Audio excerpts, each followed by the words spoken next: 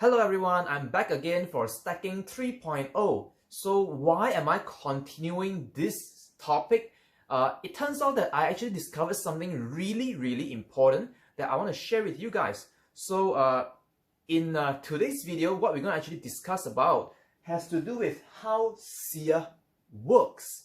And I actually did quite some work, took some bows, a lot of bows home, and after exploring all of this and finding their stacking point, I actually discovered something very consistent among all of them, and it is actually a good way, a really good way to determine whether a bow stacks, which I'm going to share in this video. Let me first put these bows away, it's very heavy.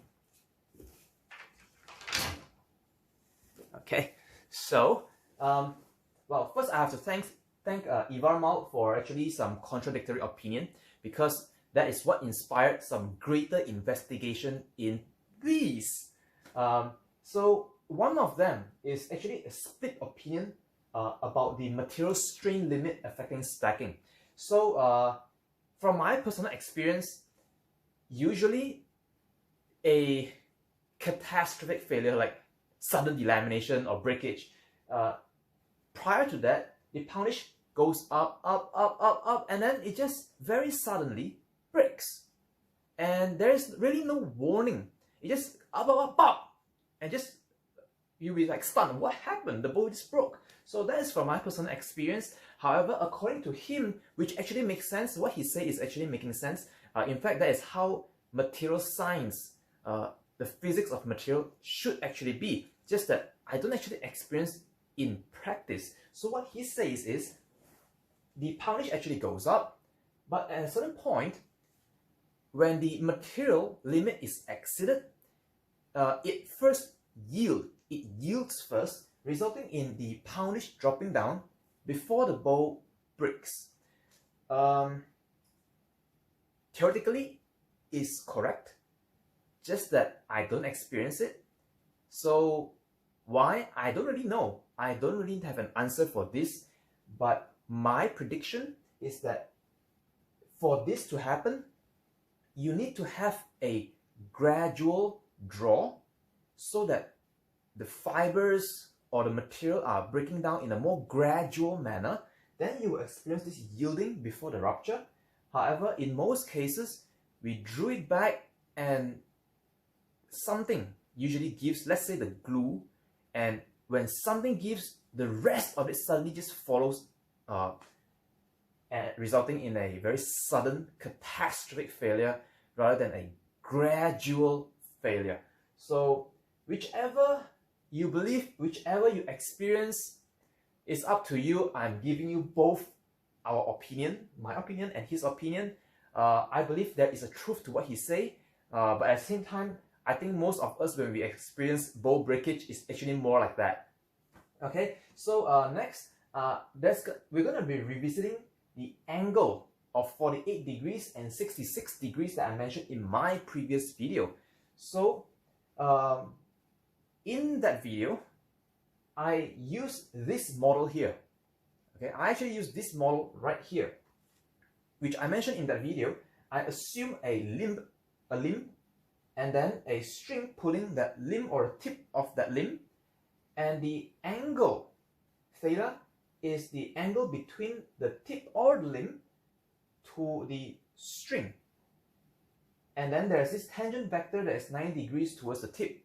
You can watch that video for the details, but one of the limit of this model, this assumes a very simple bow, such as a long bow that has no Siyah, and therefore I was talking and referring to both the limb and the tips interchangeably, because this is a model of a very simple long bow without any Siyahs.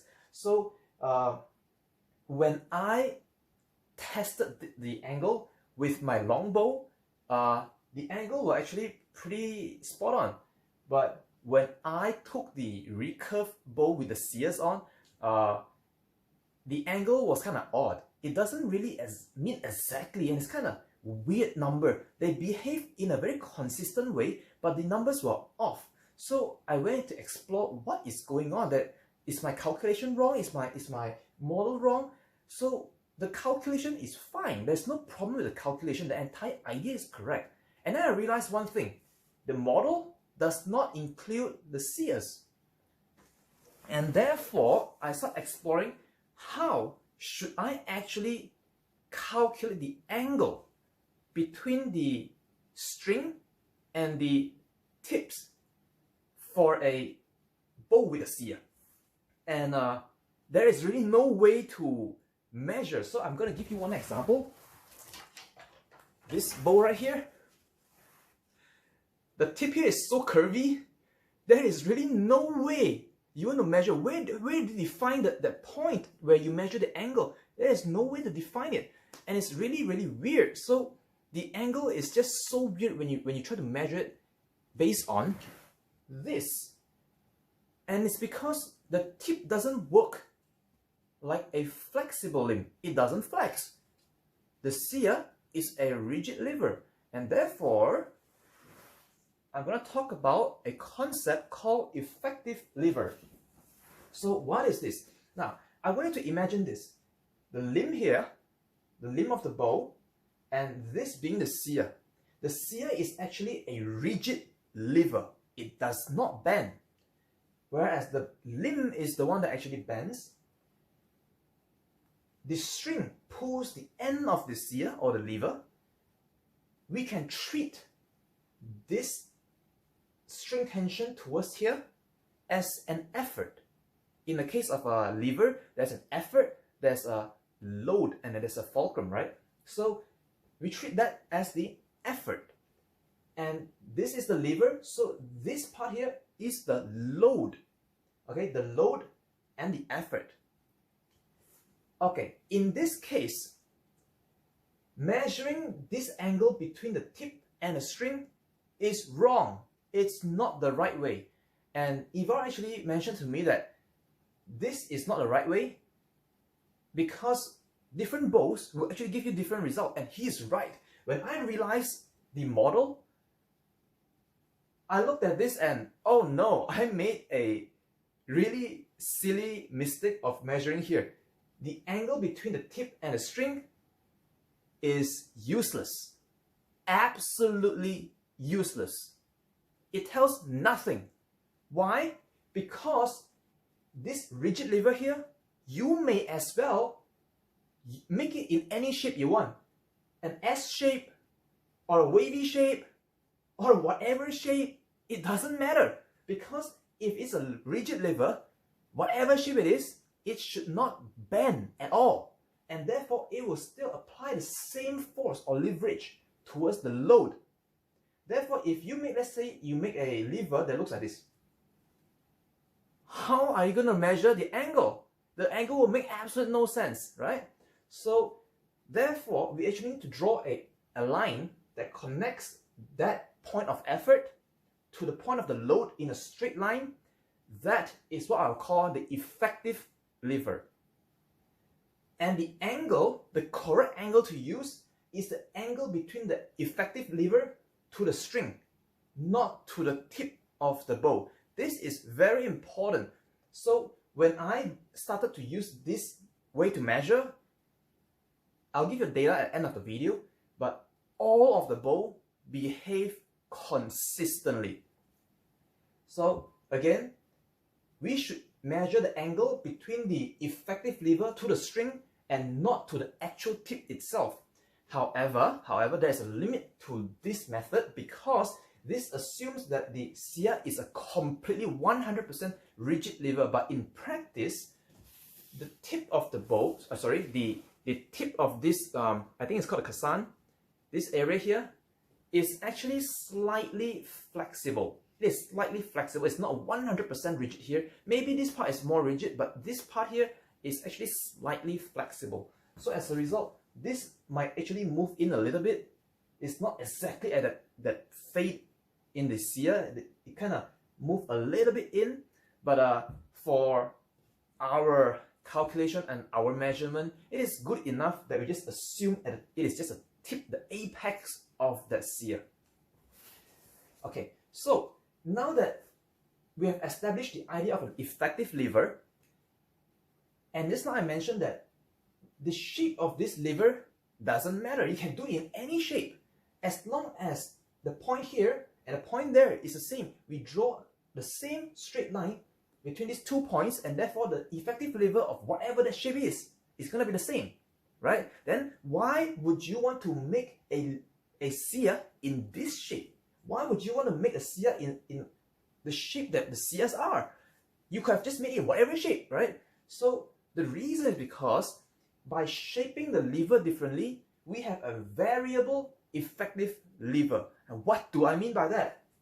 So have a look at here. There's 2 different Siyahs here, the limb and the Siyahs, 2 different Siyahs. And observe this. In this case here, because this tip of the Siyah is very, very steep, the string remains in contact with this part for a longer time before it lifts off and engages the tip of the bow. So as a result, you actually experience the 48 degrees that I mentioned here, the 48 degrees, you will experience the first resistance before the string lift off. You will also experience the 66 degrees resistance, which is the second strong resistance before the string lift off. But once it lifts off, notice that it only moves very slightly before it reaches a 66 degree towards the effective lever. And any point beyond, you actually feel stacking. And you notice that this angle here is really small. It's a very, very small angle between the string and the actual tip. But it will stack because the angle between the string and the effective lever is exceeding 66. On this one, we have a very, very small section here and a very long ear. So when you draw this, the string actually lifts off from this part here before it even reaches 48. Therefore, in such a case, you experience the 48 degrees from the very tip effective lever. And in this case, you actually will feel 2 parts. You'll feel one tension at 48 degrees, the resistance, and another resistance at 66. In this case, you'll feel 3. First here, the second one there, and then a third resistance there.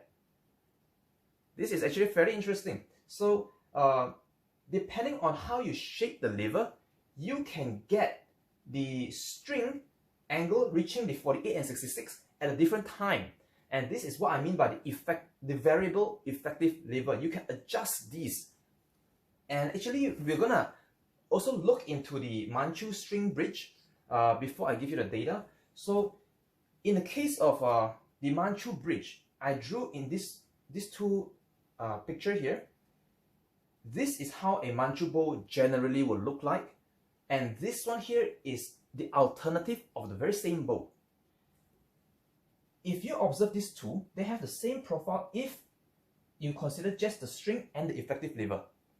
But the actual Siyah itself and the bridge are different in both of these cases. Why does the Manchu string bridge has to be that high?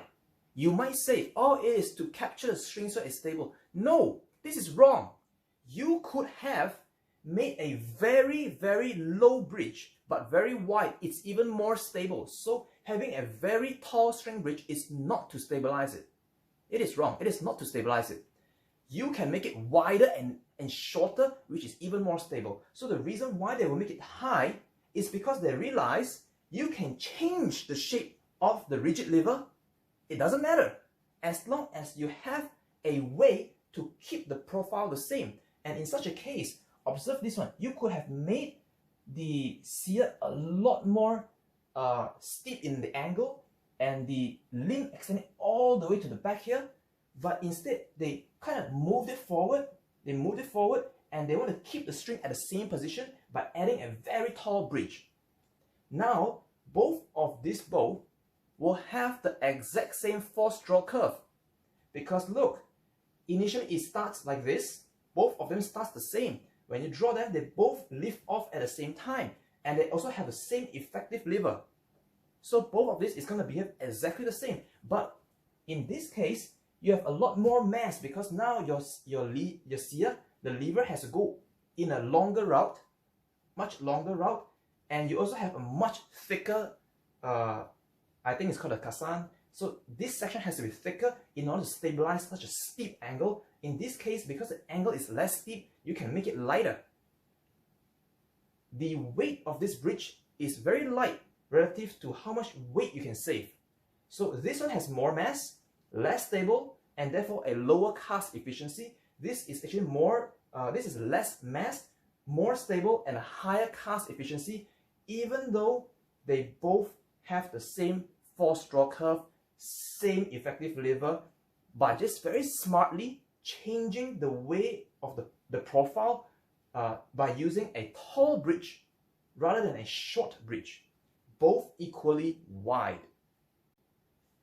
Finally, the data. So over here are various bows that I tested on, and R1 here are the first angle in which I feel the very first resistance. This is the angle in which I feel the strongest resistance. So both of these are measured based on the angle between the string and the effective lever of the bow itself. So let's have a look, and you will see that various models here. The Marine Ottoman, I feel it at 50 degrees. The second one at 72. Mingmun 4, 52, 72. Hanwei 3, 54, 73. Warring States, 45, 66. The Qing Dragon 2, the Manchu bow, 49, 64. Spring Autumn 1, the Bamboo bow, 50, 72. The Spearman Ming Emperor, 54, 72. The Gaga Moonhill longbow, 47, 60. So you can see it's a fairly consistent pattern here within a certain region. So I took the average and I got 50.1. Whereas the second reason where I feel the strongest stacking, they average out at 68.9. These are degrees. So if you compare that to the angle that I calculated, 48 degrees and 66 degrees, you can kind of see how close they are. So why am I getting a larger number? That's because the way that I tested it, I pull it back until I feel the strong resistance. So when I feel the resistance, I usually exceeded the angle before I can feel it. I can't just reach the angle and then just stop there. I don't, right? So I just keep pulling until I feel the resistance, and then I try to stop there to take the angle. So when I do that, I usually will have to exceed the angle in order for me to feel that resistance. And therefore, the number here will be slightly greater than the theoretical number.